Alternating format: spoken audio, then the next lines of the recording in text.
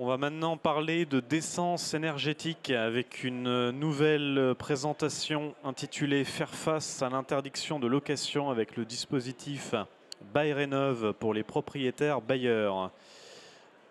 On a deux personnes qui vont nous parler de ça. Laure Rengap, directrice générale de BailRénov, et Benoît Delliot, directeur général de Solia, Pays de la Loire.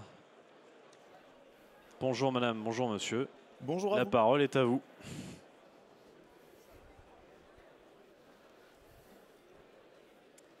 Bonjour à toutes et à tous. Merci d'être présents à cette conférence sur BailRénov. Hop, je passe tout de suite. Donc moi, je suis Laure Rengap, je suis la directrice de BailRénov et je suis accompagnée par Benoît Delliot, qui est le directeur de Solia Pays de Loire, qui est un partenaire de BailRénov. Bonjour à vous. Alors BailRénov, c'est quoi? On va vous parler en fait d'un dispositif qui est à destination des particuliers. BailRénov, c'est une association jeune qui a un peu moins de 2 ans et qui a été créée par les 7 acteurs que vous voyez là sur la slide, qui se sont réunis pour répondre à un appel à projet il y a maintenant 2 ans, appel à projet d'un programme certificat d'économie d'énergie, donc un programme C2E, qui ont réuni leur expertise pour construire un projet dans le champ de la lutte contre la précarité énergétique. Donc ces 7 acteurs ont créé un projet qui a été lauréat puisque nous sommes là et qui a pour vocation d'aller à la rencontre des propriétaires bailleurs et des locataires pour les inciter à la rénovation énergétique. Alors la création de cette association et la composition de cette association est absolument fondamentale puisque c'est vraiment sur l'expertise de ces 7 acteurs et sur le réseau de ces 7 acteurs qu'on s'appuie pour pouvoir mener nos actions au plus près des propriétaires bailleurs et des locataires, ce qui nous permet aujourd'hui et au bout de 2 ans d'existence d'avoir une couverture nationale sur l'ensemble des territoires, à la fois sur l'Hexagone mais aussi en Outre-mer, et qui nous permet en fait d'avoir une action, comme je vous le disais, donc au plus près des besoins des propriétaires bailleurs en fonction des territoires. Alors BailRénov, en fait, je vais revenir un tout petit peu en arrière. Pourquoi BailRénov a été créé? Donc comme je vous l'ai dit, c'était pour répondre à un appel à projet, mais parce que aussi ça répond à 3 urgences, trois états de fait. D'abord parce que la loi nous oblige aujourd'hui, oblige les propriétaires bailleurs aujourd'hui à respecter une nouvelle norme de décence. C'est d'autant plus d'actualité que cette nouvelle norme est entrée en vigueur au 1er janvier 2025 et aujourd'hui il y a plus de 500 000 logements qui sont concernés par cette disposition, donc autant de propriétaires bailleurs qu'il faut accompagner dans leur prise de décision. Au total, sur l'ensemble des logements qui sont concernés par ces dispositions, c'est 1,3 million de logements. Donc on voit bien que le volume à traiter est considérable et que l'accompagnement est absolument essentiel. Donc ça, c'est la première raison d'être de BailRénov. La deuxième, c'est l'urgence climatique, mais je ne vais pas m'étendre sur ce sujet. Il faut juste avoir en tête qu'aujourd'hui, le logement, c'est le 2e poste dans l'empreinte carbone des ménages. Donc on voit bien que c'est un levier capital pour atteindre les objectifs qui nous sont fixés en matière de transition énergétique. Et puis enfin, la 3e raison d'être de BailRénov, c'est l'urgence sociale. Parce qu'on voit bien aujourd'hui que le parc locatif privé, il a un poids énorme dans la politique logement-habitat qui est menée, que le parc locatif privé accueille, héberge, loge un grand nombre de ménages. Et puis l'urgence sociale, elle est d'autant plus importante dans le cadre actuel de crise du logement, en tout cas de tension sur le secteur du logement. Et ça devient encore plus prégnant puisqu'on sait que, notamment en matière de rénovation énergétique, la problématique touche principalement les ménages modestes. Donc en fait, c'est toutes ces motivations, c'est toutes ces raisons qui ont poussé les 7 acteurs présents sur cette slide à se mobiliser et à avoir une offre spécifique auprès des propriétaires bailleurs. L'ambition de BailRénov, et après je passerai la parole à Benoît qui vous fera une présentation très concrète de comment ça se traduit sur le territoire. L'ambition de BailRénov, c'est vraiment de viser la performance énergétique du parc locatif privé Alors c'est vraiment performance énergétique versus rénovation énergétique. Alors pourquoi performance énergétique? Parce qu'en fait, le programme et les actions qu'on mène s'adressent bien aux propriétaires bailleurs, mais aussi à leurs locataires. Parce qu'on est convaincu en fait que c'est en agissant sur ces deux acteurs de la performance énergétique qu'on sera en capacité de vraiment répondre à nos objectifs. Alors, comment ça se décline? Autour de trois axes principaux qui sont portés par le programme et par le dispositif. Le premier, à destination des propriétaires bailleurs, qui est sur la promotion de la rénovation énergétique. Qu'est-ce que ça veut dire? Ça veut dire que BayRénov, les acteurs qui sont mobilisés sur le territoire, vont à la rencontre des propriétaires bailleurs en leur donnant des informations générales au travers d'ateliers qui s'organisent partout en France. Voilà, donc là on est sur de l'information et de la réassurance.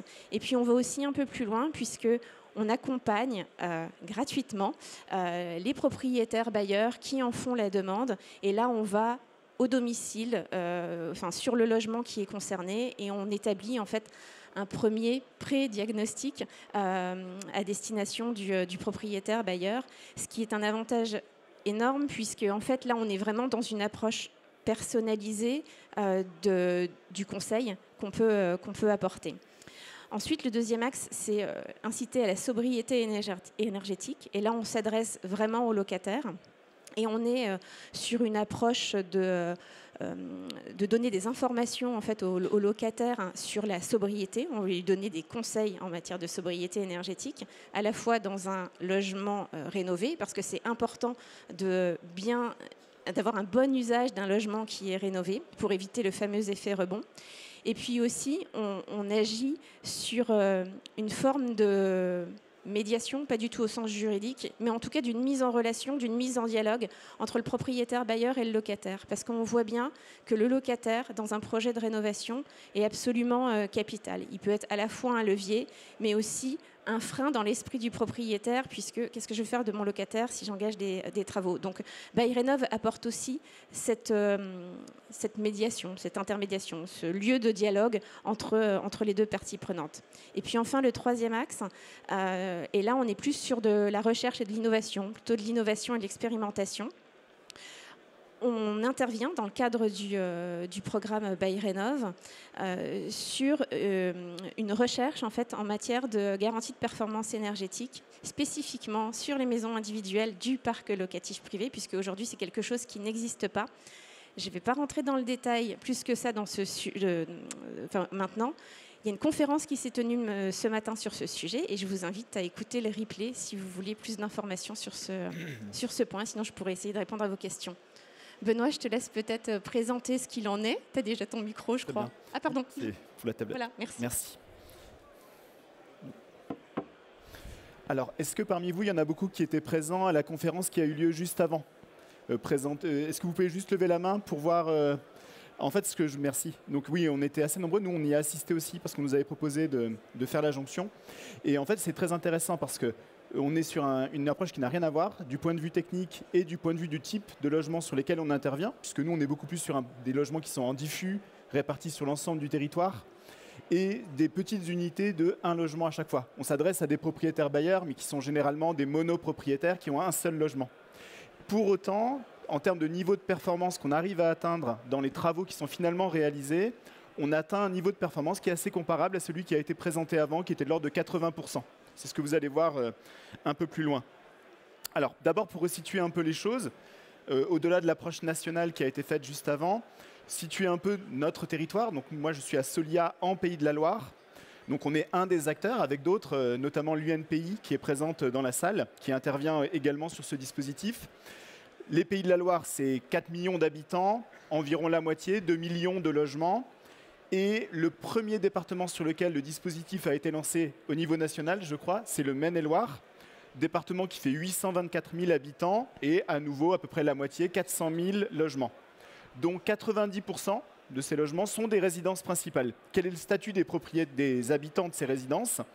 60% sont des propriétaires occupants, 17% des locataires du parc social, 1% logés gratuitement et il reste 22% de locataires du parc privé, à qui ce dispositif est tout spécialement adressé avec leurs propriétaires. Ça représente au bas mot 80 000 logements. Alors bien sûr, ces 80 000 logements ne sont pas tous concernés par une situation d'interdiction de louer, de précarité énergétique. Mais on peut considérer qu'il y a 10% de ces logements environ, donc plusieurs milliers, 8000, qui sont potentiellement concernés. Deuxième aspect, qu'est-ce qui amène les propriétaires à venir vers nous, à se renseigner? Aujourd'hui, il y a un élément très clé, c'est la question de l'interdiction de louer. Ça a énormément été communiqué dans les médias, par tout un tas de moyens, et c'est vraiment une préoccupation extrêmement forte pour les propriétaires. Ce sont des gens qui habitent et qui possèdent des logements aux quatre coins du territoire du Maine-et-Loire, en zone rurale, en zone urbaine, en périurbain, vraiment pour l'ensemble.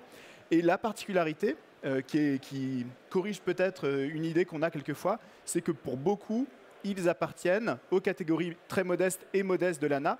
Pour beaucoup, ce sont des Français qui sont dans les deux catégories les plus modestes de la population. C'est important de le savoir parce que ce dispositif-là, on voit bien qu'à la fois, il est question d'améliorer la situation des locataires qui sont en situation de précarité, mais également d'accompagner des propriétaires qui, quelquefois, sont de bonne volonté, ont envie de faire des travaux et de bien loger leurs locataires, mais n'en ont tout simplement pas les moyens, ou en tout cas ont la perception qu'ils n'en ont pas les moyens. Donc, leur motivation majeure, l'interdiction de louer, et quelle est leur demande et comment on essaye d'y répondre? 3 niveaux. 1, préciser la règle. Ça veut dire quoi l'interdiction de louer? C'est quoi le cadre plus précis? 2, essayer de commencer à donner une première idée de scénario. On a toujours une approche qu'on qualifie de souhait, de besoin et de capacité financière sur ces sujets-là. On arrive toujours avec des envies pour son logement, des besoins techniques caractérisés par le bâti qui est concerné et par les occupants, et puis une capacité financière qui est toujours ce qui vient arbitrer entre les besoins et les souhaits. Donc voilà, leur deuxième question, c'est la question de ces scénarios de travaux. Et troisièmement, connaître les aides financières pour dire, voilà, et moi, si je m'engage là-dedans, à quoi vais-je avoir droit? Et c'est vraiment là-dessus que BuyRénov, comme ça a été présenté juste avant, essaye de répondre à ce besoin en facilitant le premier contact et le tout début du processus qui conduit à la réalisation de travaux. Quel premier résultat? Comment les pondérer? BuyRénov, l'année dernière en Maine-et-Loire, ça a été 43 visites de logement. C'est toujours intéressant de le mettre en lien avec ce qu'on a présenté en termes d'ampleur du besoin. La massification de la rénovation énergétique, on en est au tout démarrage. Après, la particularité de l'intervention dans le logement, c'est que c'est toujours de la dentelle. On est toujours sur du 1 par 1. Donc sur ces 43 visites, 5 ont fini par déboucher aujourd'hui sur le dépôt d'un dossier. Ça a démarré l'année dernière, en 2024. Il est très clair qu'un certain nombre de visites effectuées vont générer du dépôt de dossier dans les semaines et les mois à venir. Ça prend quelquefois du temps. Pour comparer un peu l'efficience du dispositif, on peut comparer avec un élément qui est sur les propriétaires occupants. Sur la partie, donc nous on est mon accompagnateur Rénov, on accompagne des propriétaires occupants pour déposer des dossiers de travaux financés par l'ANA. Si on regarde un petit peu sur le territoire des Pays de la Loire, les ratios, on a eu 5500 nouveaux contacts en 2024 qui ont généré en parallèle 1000 dépôts de dossiers. Donc on est sur un rapport de 1 à 5. Il faut savoir que c'est un taux qui a littéralement chuté ces dernières années. On était sur 1 sur 2 il y a quelques années, parce que les solutions qui s'offrent aux différents ménages sont beaucoup plus nombreuses aujourd'hui qu'il y a quelques années. Donc voilà, aujourd'hui c'est 20%. Lorsqu'on est sur BuyRénov et qu'on est au bout d'un an sur 12%, on considère que ce n'est pas un mauvais résultat. L'autre chose qui est importante à préciser, c'est qu'on est bien sur une articulation du dispositif BuyRénov avec les autres dispositifs d'intervention de la puissance publique sur les questions de rénovation énergétique, notamment les PIG et les OPA, qui continuent à exister sur l'ensemble du territoire. En Maine-et-Loire, l'intégralité du territoire est couverte par des programmes portés par les collectivités, notamment un programme départemental qui vient en relais des intercommunalités lorsque leur programme s'arrête, leur programme propre au niveau des intercommunalités s'arrête. Donc on est vraiment sur un territoire où BuyRénov vient aider pour le début de la chaîne et s'inscrire dans la continuité de politiques publiques qui existent déjà. Ça permet notamment de compléter par le côté peu engageant au départ. C'est-à-dire que là, voilà, c'est une visite, c'est gratuit, on a quelques informations et puis derrière on décide ou de s'arrêter ou de continuer. Pour terminer, un exemple où voilà, je vous avais fait un peu de teasing tout à l'heure en vous disant qu'on arrivait à ce type de performance. Voilà la maison qui a été faite. Alors, Je n'ai pas précisé la localisation parce que je n'ai pas l'accord du propriétaire, donc voilà, mais c'est une maison qui a vraiment été rénovée, enfin qui est en cours de rénovation dans le cadre de ce programme. On est sur un propriétaire bailleur très modeste, donc catégorie la plus fragile de la population française au titre de l'ANA. On est sur une maison mitoyenne de type 3, de quelques dizaines de mètres carrés, 60 mètres carrés environ. C'est un projet de rénovation énergétique assez global, avec les menuiseries extérieures, la mise en place d'une pompe à chaleur, la mise en place d'une VMC, le remplacement du ballon d'eau chaude, l'isolation des murs.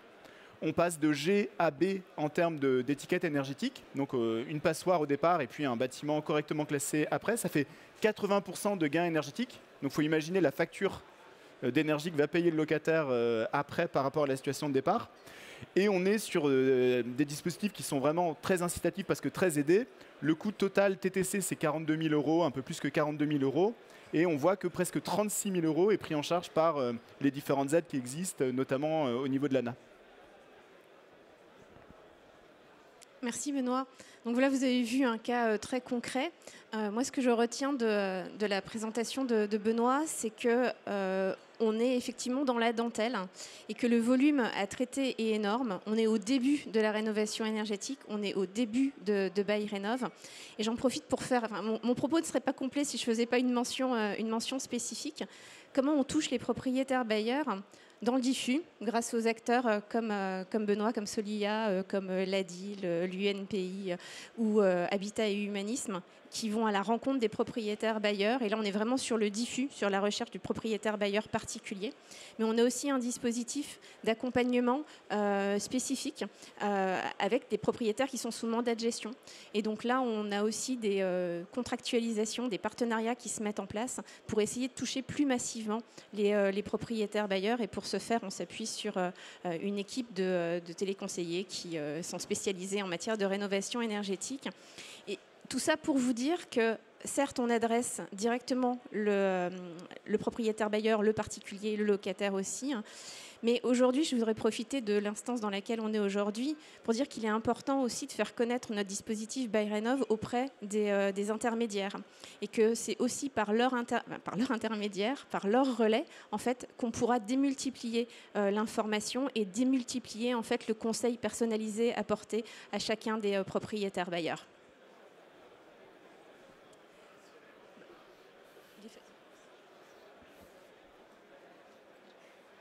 Ça va arriver. Voilà, c'est bon. Merci. Merci à tous les deux. On va prendre une ou deux questions, s'il y en a. Il y en a une.